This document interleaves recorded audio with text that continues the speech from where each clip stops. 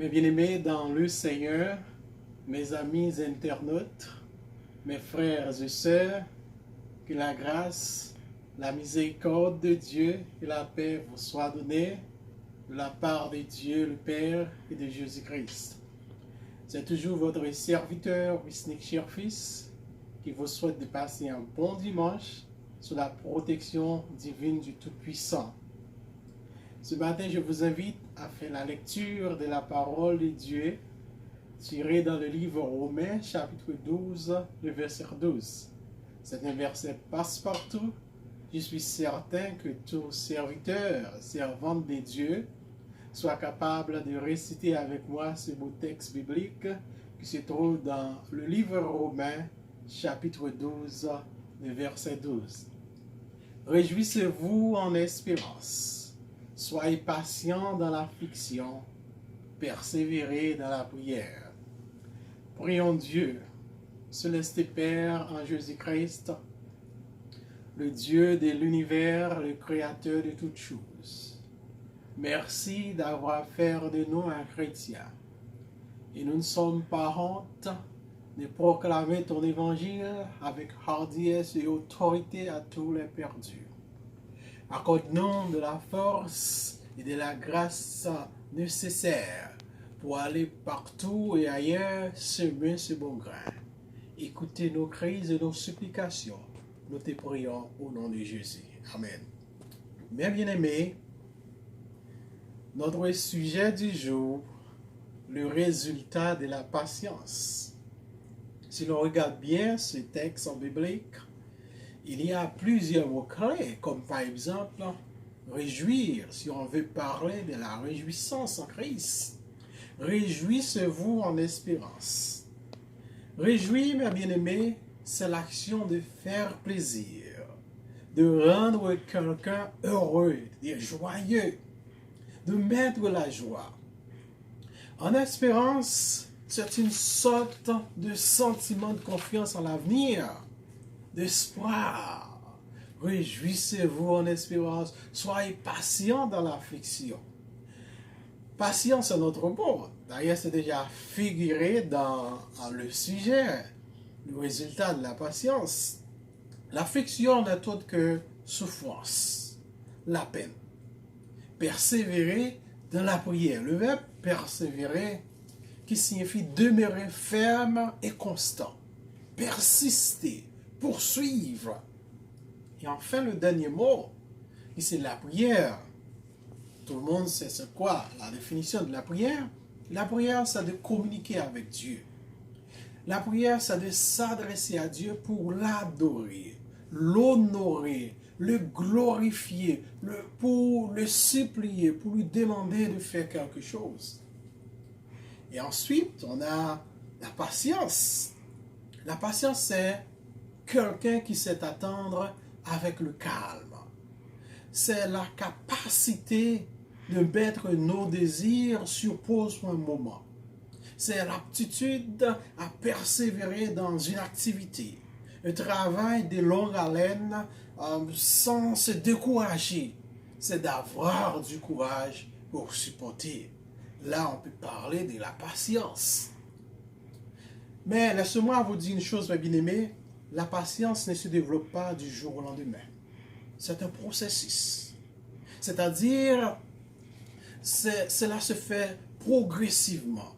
C'est un acte d'apprentissage jour après jour et petit à petit. Dans Colossiens chapitre 1er verset 11, nous lisons « Fortifiez à tous égards par sa puissance glorieuse, en sorte que vous soyez toujours et avec joie, persévérants et patients. » Oh mes bien-aimés, et quoi qu'il arrive, quelle qu'en soit la gravité de la situation, le peuple de Dieu doit avoir de la patience, doit cultiver de la persévérance. Quand ça va bien, quand ça marche à merveille, il est bien facile que le chrétien utilise de la patience. Il est bien facile d'être patient. Mais cependant, quand ça ne va pas, quand nos droits ne sont pas respectés, quand nous sommes humiliés, piétinés, méprisés, injuriés, ignorés, certains membres de l'Église pensent qu'ils ont le droit de se révolter, de se mettre en colère, d'utiliser la loi du talion, c'est-à-dire œil pour œil, dent pour dent. Mais non, nous sommes tous des chrétiens. Où est le fruit de l'esprit selon Galates chapitre 5 verset 22? Oh, le fruit de l'esprit, c'est l'amour, la joie, la paix, la patience, la bonté, la bénignité, la fidélité, la douceur, la tempérance. La patience est l'un du fruit de l'esprit, mes bien-aimés, que tout chrétien, chrétienne doivent produire. La vie chrétienne, laissez-moi vous dire une chose, c'est une lutte quotidienne. La vie chrétienne est une course. Le chrétien doit courir avec patience et persévérance. Courez-vous la course que Dieu vous a demandé de courir? 1 Corinthiens chapitre 9, le verset 24. Ne savez-vous pas que ceux qui courent dans le stade courent tous et qu'un seul remporte le prix? Courez de manière à le remporter.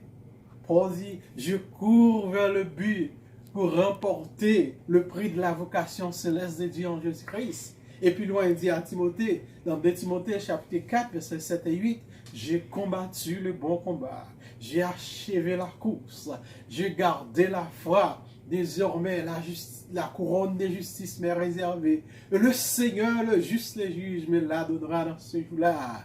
Et non seulement à moi, mais à tous ceux qui auront aimé son avènement. Mes bien-aimés, dans le Seigneur, mes amis internautes, mes frères et sœurs, la patience, c'est de persévérer vers un but, en endurant les obstacles que nous présente la vie, en attendant patiemment que la présence de Dieu, que les récompenses de Dieu puissent s'accomplir sur vous. La patience, mes bien-aimés, on ne peut pas faire plaisir à Dieu sans de la patience. Donc, sans de la patience, nous ne pouvons pas plaire à Dieu. Hébreux chapitre 6, le verset 15. Abraham, ayant attendu patiemment, obtint ce qui lui avait été promis. À 86 ans, Dieu a promis à Abraham un fils. Alors, selon Genèse chapitre 5, verset 16. Cependant, Abraham devait attendre jusqu'à l'âge de 100 ans avant l'accomplissement de cette promesse, c'est-à-dire 14 ans après. Vous voyez, ce n'était pas facile. Dieu ne ment pas. Ce qu'il dit de sa bouche, sa main l'accomplira. Ésaïe 55, le verset 11, parole de l'Éternel. C'est ainsi de la parole qui sort de ma bouche. Elle ne reviendra pas à moi sans effet, sans avoir exécuté ma volonté et accompli mes desseins. Oh, mes bien-aimés, Abraham a eu de bons résultats parce qu'il savait que la patience, c'est de ne pas décourager quand les résultats espérés n'arrivaient pas tout de suite. Jacob a attendu à Rachel 7 longues années avant d'avoir sa main. Il a travaillé 7 années de plus, disons 14 ans. Les enfants d'Israël ont attendu les 70 ans avant d'avoir accès à la terre promise. La patience exige la foi. La patience, mes bien-aimés, c'est quelque chose que nous devons cultiver dans notre vie. Nous ne pouvons voir la présence de Dieu dans notre vie aussi longtemps qu'après que nos épreuves sont terminées. La patience, c'est d'accepter ce qu'on ne peut pas changer et y faire face avec courage. La patience, c'est d'être disposé à se soumettre à tout ce que Dieu juge bon pour nous. Il y a un vieux dicton chinois qui dit à qui sait attendre, le temps ouvre les portes. La patience moissonne la joie. La patience moissonne la paix. La patience moissonne aussi la sérénité. Dans Jacques chapitre 5, le verset 10, Prenez pour modèle de souffrance et de patience les prophètes qui ont parlé du Seigneur. Jésus-Christ est l'exemple parfait de la patience divine.